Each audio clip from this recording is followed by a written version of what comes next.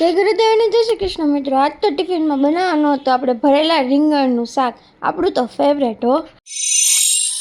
રીંગણની સાથે આપણે બટાટા અને શક્કરિયા પણ નાખવાના હતા અને પછી આપણે બધું કામ પતાવી નાખ્યું હતું અને પછી નાહી લીધું હતું અને આજે હેર વોશ કરી નાખ્યા હતા અને થઈ ગઈ હતી હું મસ્તની રેડી।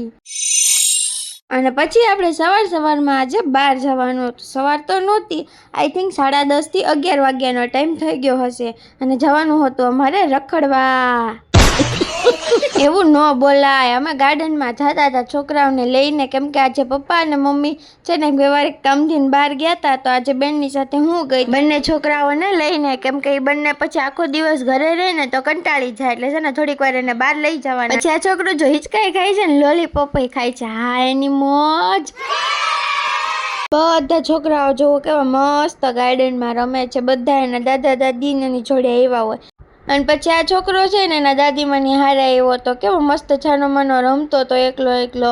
આ ગાર્ડનમાં જે છોકરાઓ આવે ને એ લોકોને છે ને પરાણે જ ઘરે લઈ જવાના, એને છે ને કોઈને ઘરે જવું જ ન હોય। અને પછી આપણે ઘરે આવીને મસ્ત જમી લીધું હતું અને પછી છે ને નીકળી ગયા હતા બહાર છે ને માર્કેટમાં હતા, શાક માર્કેટમાં, અને આ કોને ભાવે કેજો। અને પછી જો અમે અહીંયા મંદિરે આવી ગયા હતા જેનું બોર્ડ નથી, ગાયબ થઈ ગયું છે। એનું નામ છે ને દુખિયાના દરબાર એવું નામ છે, રામાપીરનું મંદિર છે।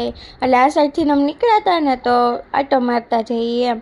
એટલે પછી જો અમે અંદર પહોંચી ગયા ને જો ત્યાં કેવું મસ્ત ગાર્ડન છે, એવું બધું છે, આમ ચીકુ ને આંબા ને બધા ઝાડવા ને એવું બધું, ને ધજા જો કેટલી લાંબી હતી। અને પછી જો મંદિરમાં અંદર દર્શન કરવા જતા હતા, બહુ મોટી જગ્યા હતી અને પછી જો મસ્ત મજાના દર્શન કરી લીધા બધાએ।